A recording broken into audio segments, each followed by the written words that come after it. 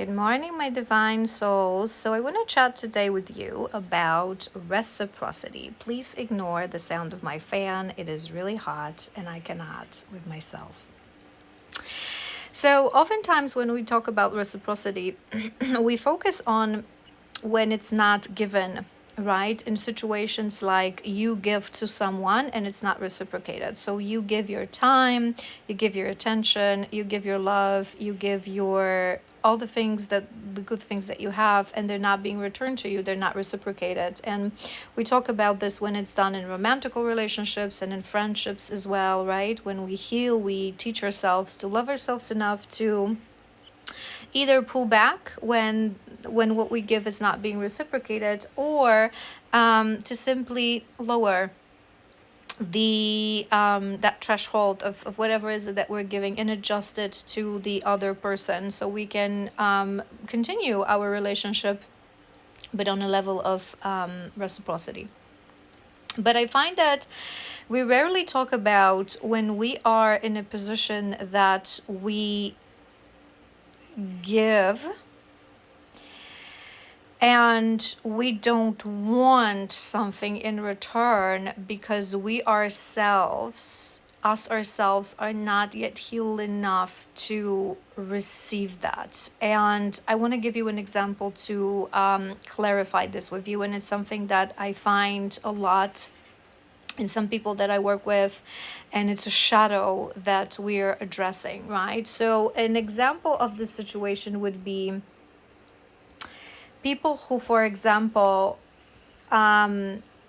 you love to listen, you love to create space for other people. So whether it's your partner or friends, space for vulnerability, right?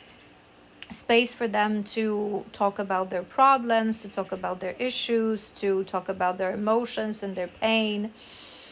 And through this process, you hold that space for them, right? You listen. And oftentimes those kind of people say that I'm just a good listener, right? I'm someone who I love to be there for other people. And it happens in friendships, it happens in relationships, romantical relationships as well. And oftentimes our ego masks this, right? Our ego doesn't want us to realize that this is a shadow. So our ego says to ourselves, I'm just a good listener. I'm just someone who opens. I'm an amazing person in a relationship because I always listen to this person, to their traumas, to what they've been through, to what they went through, to their emotions, and I'm there and I'm loving and I'm comprehensive, right? But when you are not able to turn that table and you yourself with this person open up to be vulnerable, to talk about your pains, your feelings, your emotions, and your traumas, that energy is not reciprocated, right? And it doesn't matter that you're saying to yourself, oh, I don't need it. Or oftentimes we say, my problems are not that big of a deal, or I'm dealing with these problems on my own. It's not reciprocated. And it's not on an equal position where it's supposed to be. And this is where that hyper comes in, right? That hyper independence usually, and that's a shadow, or simply fear of being vulnerable.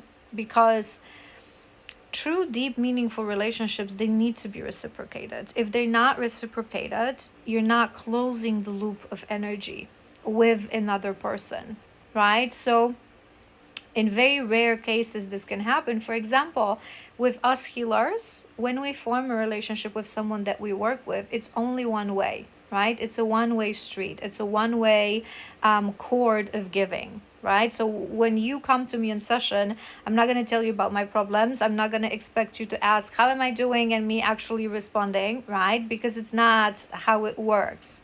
It needs to be one-sided. I need to be your beacon of strength, right?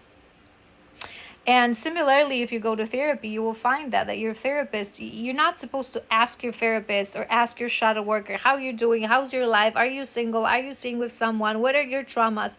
Sometimes I find it relevant in readings or in sessions, and I mentioned this to you guys. I'm going to share something to give you an example, right, from my own life, but it's usually from the past, and overall I'm not sharing. So these are very unique kind of relationships when we're meant to hold space for you. But when we talk about relationships, romantic relationships, friendships, it needs to be reciprocated, because the loop needs to be closed. Otherwise the relationship is not full, is not complete, it's not that proper energy flow, right? So when you think about reciprocity, examine your relationships not only from a place where you're not getting what you're giving and you want to get, but when also you don't want to receive because you're afraid.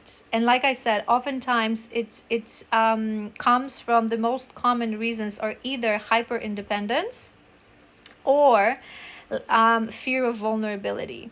So for lack of for hyper independence, those would be cases that you are that person in a relationship that you're always helping, you're always there for another person, you always fix a meal, you always invite them to your house, you always cook, you always clean, and you do this with joy, right? But when they actually want to do these things for you, right, you don't want it, because you have hyper independence, because your sacral is blocked, because you have issue with receiving the energy, the love, the attention, the care, the nurturing energy, right? And the second case, they also interconnected, is fear of being vulnerable. So you say to yourself that, oh, I don't need this. But if you yourself are incapable of being vulnerable and talking about your pains, your shadows with another person, if that energy is not reciprocated, how much time I talk about my problems and how much time you talk about your problems, you cannot just say to yourself, oh, it's because I'm a good listener, oh, it's because I don't have that many problems. No,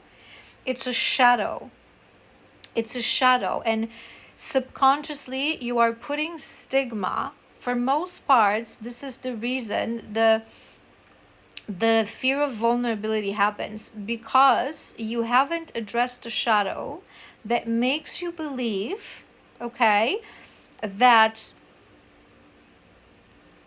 emotion is okay, that it's safe, that it's not a sign of weakness, right? So you subconsciously think that being vulnerable, talking about emotions, talking about something deep, the need for you to talk about this, it will prove that you are not strong enough. Whether you realize that or not, that's the key reason we're afraid to be vulnerable, that you're not strong, that you cannot do this on your own, that you need help, that you need support. So subconsciously, you're putting stigma on being vulnerable.